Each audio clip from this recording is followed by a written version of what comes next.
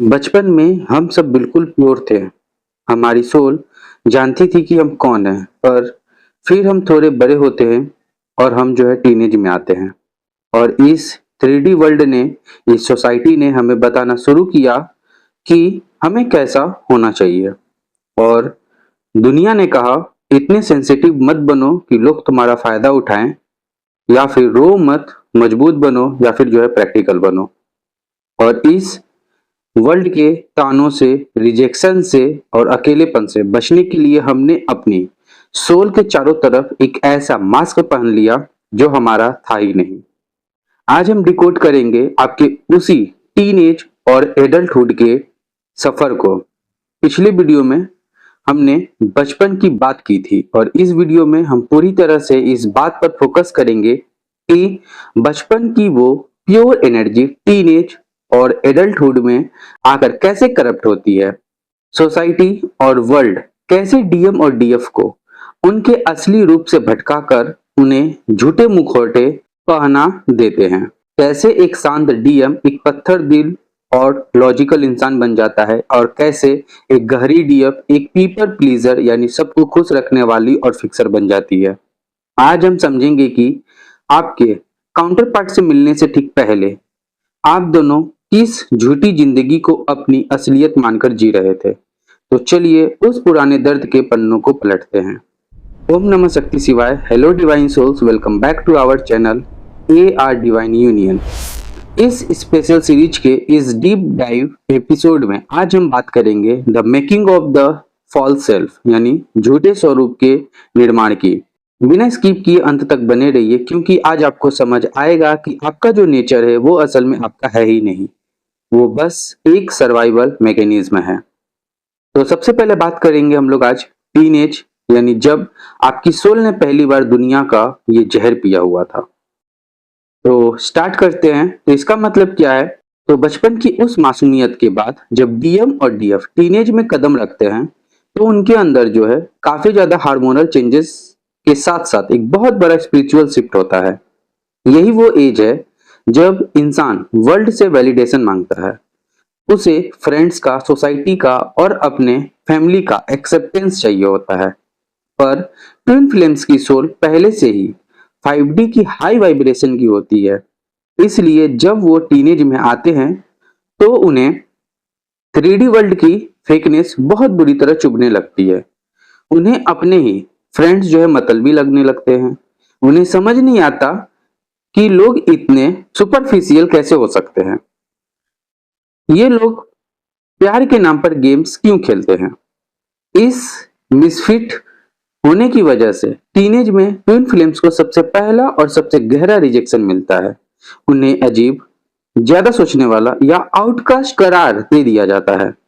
और इसी रिजेक्शन के दर्द से बचने के लिए दोनों यानी डीएम और डीएफ अपनी अपनी शील्ड बनाते हैं। अब ध्यान से समझिए कि टीनेज से एडल्टहुड तक आते आते डीएम एनर्जी कैसे चेंज होती है। तो डीएम बचपन से ही इमोशंस को दबाना सीख चुके होते हैं, पर टीनेज में जब उसे कोई गहरा हार्ट ब्रेक मिलता है या कोई फ्रेंड, फैमिली का मेंबर, ठीक है, उससे अगर धोखा देता है, तो डीएम अपनी आत्मा का दरवाजा हमेशा के लिए बंद कर लेते हैं। डीएम तय करते हैं कि अगर मैं किसी से उम्मीद ही नहीं रखूंगा, अगर मैं किसी को अपनी कमजोरी दिखाऊंगा ही नहीं, तो कोई मुझे चोट नहीं पहुंचा पाएगा। वो अपनी पूरी एनर्जी को 3D दुनिया की सक्सेस में झोंक देते हैं। पढ़ाई, करियर, पैसा, स्टेट या फिर फिजिकल अपीयरेंस। वो बाहर से इतना परफेक्ट और प्रैक्टिकल इंसान बन जाते हैं जिसे देखकर दुनिया इंप्रेस होती है। एडल्टहुड में डीएम ऐसे रिश्ते बनाते हैं जो बहुत सेफ होते हैं, जो कि उनको ऐसा लगता है। यानी कि मैं यहाँ पर बात कर रहा हूँ कार्मिक रिलेशनशिप्स की, जहाँ कोई बहुत ज्यादा इमोशनल ड्रामा ना हो, जहाँ वो खुद कंट्रोल में रहे। वो लोगों से मिलता है, हंसता है, बातें करता भी है, पर अंदर ही अंदर वो एक बहुत गहरे अकेलेपन में जी रहे होते हैं। उसका दिल एक ऐसे किले में कैद होता है जिसकी दीवारें उसने खुद चुनी है। उन्हें लगता है कि वो आजाद है, पर असल में वो अपने ही डर का कैदी बन चुके होते हैं। अब बात करते हैं डीएफ एनर्जी की। टीनेज से एडल्टहुड तक आते आते डीएफ का क्या हाल होता है। डीएफ बचपन से ही इम्पैक्ट होती हैं, दूसरों का दर्द महसूस करना उनकी फितरत होती है, पर टीनेज में उन्हें एहसास होता है कि अगर वो दूसरों के काम नहीं आएगी तो कोई उसे प्यार नहीं करेगा। उसके अंदर का अबैंडनमेंट वुंड यानी अकेले छूट जाने का डर एक बहुत बड़ी इनसिक्योरिटी बन जाता है। एडल्टहुड में आकर डीएफ एक पीपल प्लीजर बन जाती है। वो हर इंसान की मदद करना चाहती है। कोई टॉक्सिक इंसान भी उसकी लाइफ में आता है तो वो सोचती है कि मैं अपने प्यार से इसे बदल दूंगी। वो बिना थके लोगों को अपना समय, अपनी एनर्जी और अपना प्यार बांटती रहती है। डीएफ उन कार्मिक रिश्तों में फंसती है जहां उसे सिर्फ और सिर्फ यूज किया जाता है। वो 100% देती है पर बदले में उसे सिर्फ दर्द और रिजेक्शन ही मिलता है।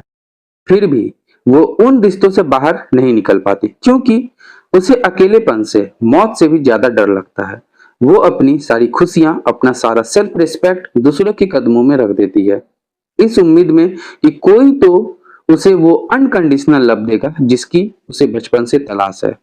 वो बाहर से बहुत स्ट्रांग, लविंग और स्पिरिचुअल दिखती है, पर अंदर से वो पूरी तरह टूट चुकी होती है और प्यार की भीख मांग रही होती है। सबसे अजीब बात जानते हैं क्या है? यह 3D सोसाइटी हमारे इन झूठे मुखौटों की खूब तारीफ करता है। जब डीएम पूरी तरह से इमोशनल और करियर ओरिएंटेड हो जाते हैं तो सोसाइटी कहता है, वाह कितना प्रैक्टिकल और सक्सेसफुल इंसान है। सोसाइटी उस डीएम को रिवॉर्ड करता है जो रोता नहीं है, और डीएफ अपनी सारी जरूरतें मारकर दूसरों के लिए सेक्रीफाइस करती है तो सोसाइटी कहता है, वाह कितना अच्छा और त्याग करने वाला इंसान है। सोसाइटी उस डीएफ को रिवॉर्ड करता है जो खुद को मिटा देती है। इस तरह 3D दुनिया की या मैट्रिक्स डीएम और डीएफ दोनों को इस इल्यूजन में फंसा देती है कि वो जो कर रहे हैं वही सही है। वो दोनों अपनी अपनी झूठी जिंदगी में सेटल होने लगते हैं। उन्हें लगता है कि शायद जिंदगी यही है, बस समझौता करना और दर्द के साथ जीना। और फिर आता है वो समय जब आप दोनों अपने काउंटर पार्ट से मिलने वाले होते हैं। ये वो पॉइंट होता है जहां डीएम और डीएफ अपनी अपनी झूठी जिंदगी के पीक पर होते हैं। वो अपने मुखौटों में इतने पक्के हो चुके होते हैं कि उन्हें लगता है अब उनकी जिंदगी ऐसे ही कट जाएगी। शायद डीएफ किसी बहुत ही टॉक्सिक रिश्ते में सब कुछ हार चुकी होती है और शायद डीएम किसी बहुत बोरिंग और प्रैक्टिकल लाइफ में पूरी तरह सुन्न हो चुके होते हैं। दोनों की आत्माएं अंदर ही अंदर घुट रही होती है। दोनों यूनिवर्स से एक आखिरी पुकार लगाते हैं, मुझे यहां से निकालो, मुझे वो चाहिए जो असली हो। और उस पुकार के जवाब में यूनिवर्स एक साजिश रचते हैं। टाइमलाइंस टकराती हैं और अचानक बिना किसी प्लानिंग के, बिना किसी वार्निंग के डीएम और डीएफ एक दूसरे के सामने आ खड़े होते हैं और उस एक पल में सालों से बनाए गए वो सारे मुखौटे चकनाचूर होने की तैयारी शुरू कर देते हैं। तो यह था आपके बचपन से लेकर एडल्टहुड तक का सफर। यह सफर आपको यह बताने के लिए था कि आज आप जो हैं वो आप नहीं है, चाहे बहुत ज्यादा लॉजिकल या फिर बहुत ज्यादा ओवर गिविंग। वो बस आपके सर्वाइवल का एक तरीका था। आपके काउंटर पार्ट ने आकर आपको दर्द नहीं दिया है, उन्होंने आकर सिर्फ उस मुखौटे को तोड़ा है जो आपको सांस लेने नहीं दे रहा था। अब आप मुझे बहुत ईमानदारी से कमेंट्स में बताइए, एडल्टहुड में आने के बाद दुनिया से बचने के लिए आपने कौन सा मुखौटा पहना था? तो नीचे कमेंट्स में अपना सच जरूर लिखें। द मास्क ऑफ लॉजिक, अगर आपने खुद को पत्थर बना लिया था और फीलिंग्स को दबा दिया था, या फिर द मास्क ऑफ प्लीजर, अगर आप सबको खुश करने और सबको हील करने में अपनी सेल्फ रिस्पेक्ट भूल गए थे। जब आप अपने इस झूठे स्वरूप को पहचान लेंगे तभी आप अपने असली डिवाइन स्वरूप में वापस आ पाएंगे। तो मिलते हैं नेक्स्ट वीडियो में, तब तक खुद से माफी मांगिए उस हर पल के लिए जब आपने दुनिया को खुश करने के लिए अपनी आत्मा को दर्द दिया। अब जागने का समय आ गया है। Thank you.